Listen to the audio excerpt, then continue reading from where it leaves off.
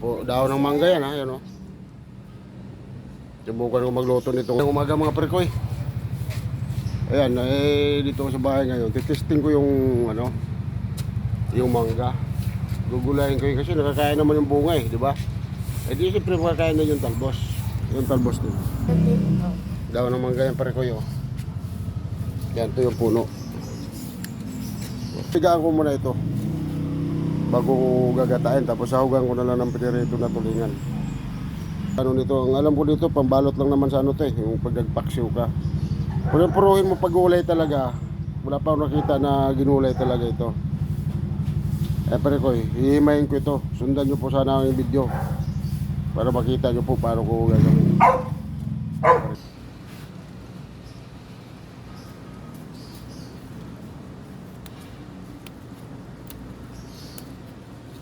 May pakita ko sa inyo paano proseso pag ano nito. Lang ano para tanggal yung pakla. Parang ano, mangga, dahon ng mangga. Yan lang. Yun lang sa pino. Kasi lalamasan pa natin ng kasinto. Hindi natin isama. Malambot lang. Hindi kailangan isama yung tangkay kasi matigas. Yung talbos lang mismo. Pero tuloy natin ang pagluto ng talbos ng ano, mangga kanina kinuha ko. Ito. Ayan, slice ko na yan. Lalamasin ko lang ito ng asin para tanggalin yung pakla.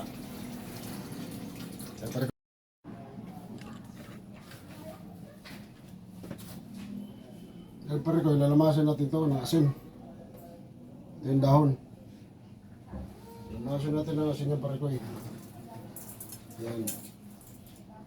Ganyan. Hanggang matanggal yung katas.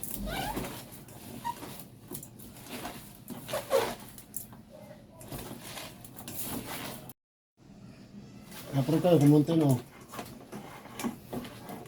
Piniga ko ng piniga. Yan na, pagpiga mo ito. Yan o. Yan o, tanggal yung katas nyo.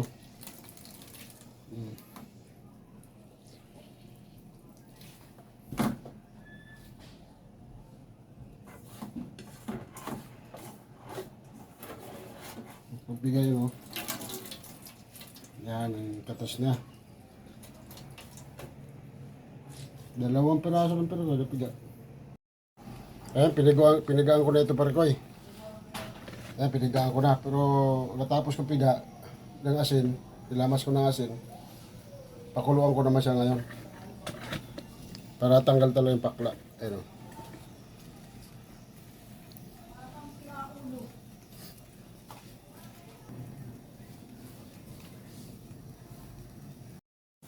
Ayan, pwede ito parikoy, kumulo na.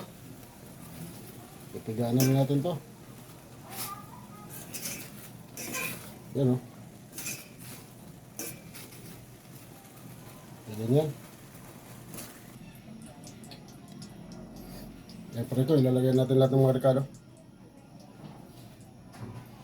Sibuyas, kamatis, bawang aloe lang ito. Ano? Ito isda. Lagay natin yung isda. Yung inimay ko yung parikoy.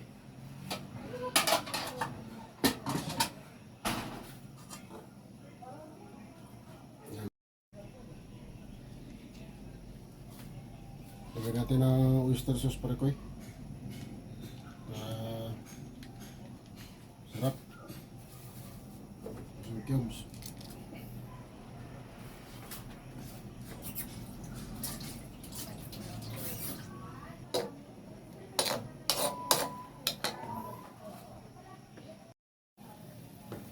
Ayan parikoy, ilagay natin itong pinigaan na dahon ng mangga. Yan.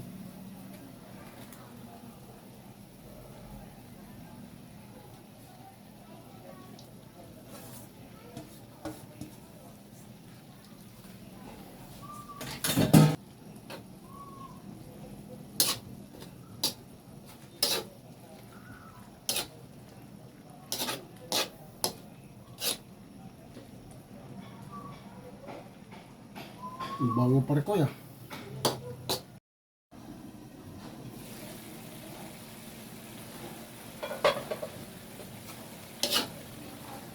Isang niyog lang binili ko eh. Ito yung kakagata pare ko eh. Ayan, patutuyuin pa natin yan. Yung nagmamantika na talaga siya.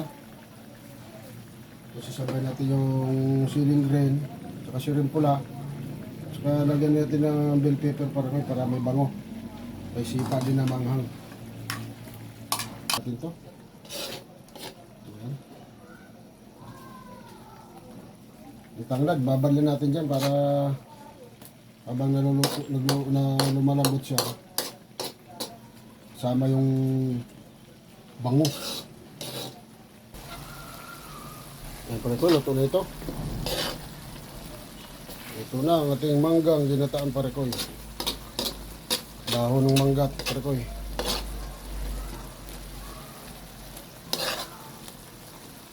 Dahon ng mangga yan parekoy.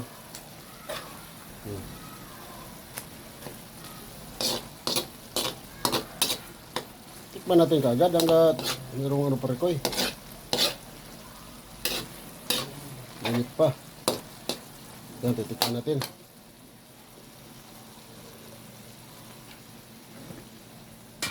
Tikman natin parekoy.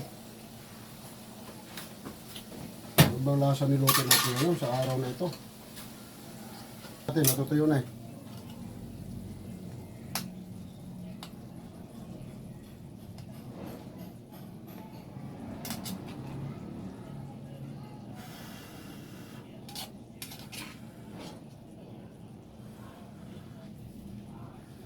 Dahon ng mangga parekoy.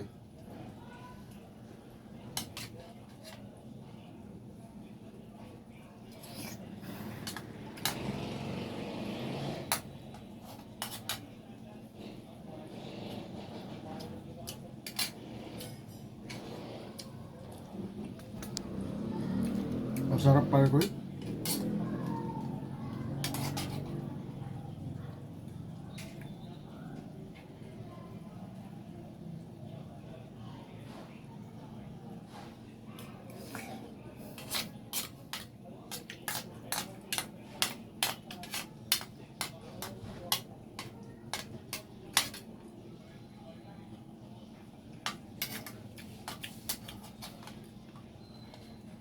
Pinapawisan ako sa sarap parekoy.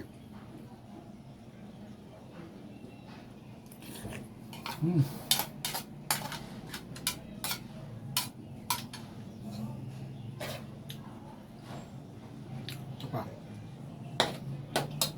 Marami pa naman eh. Dahil iba pang ulam eh.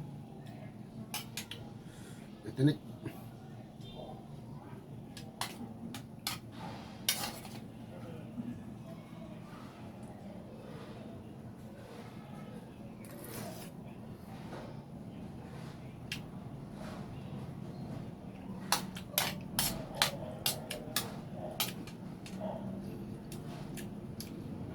May kunting pakla na may kunting pait naman. Hindi mapait na mapait. Sakto lang kasi pinigaan ko ito ng ano eh. Asin eh. Lamas ko ng asin ito eh. Sakto lang siya. Pang ulam talaga. Pero kung gusto nyo na mas matanggal talaga yung pakla o kaya yung may pait, ang pag-slice niyo yung dahon na yun, medyo pinong-pino. Kung gusto nyo, ano nyo pep, tantarin nyo ng pinong-pino eh, saka nyo pigaan. Kaya sa akin, pag hiwa ko kanina, medyo malaki. Hiwa. Eh, di mapigaan mo ng gusto talaga. Pero kahit ganun pa man, masarap pa rin.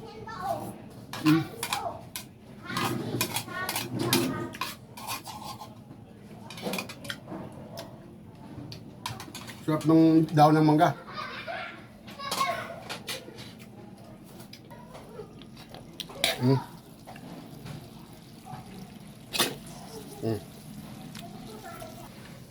So kung sino man po hindi nakasubok na magluto ng ganitong mangga, mag-comment lang po kayo para malaman ko po kung nagustuhan nyo po ang aking pagluluto ng mangga na dahon.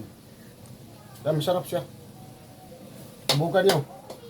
Pero ang gagawin nyo lang, durugin nyo talaga. Tapos saka nyo lamasin ng asin.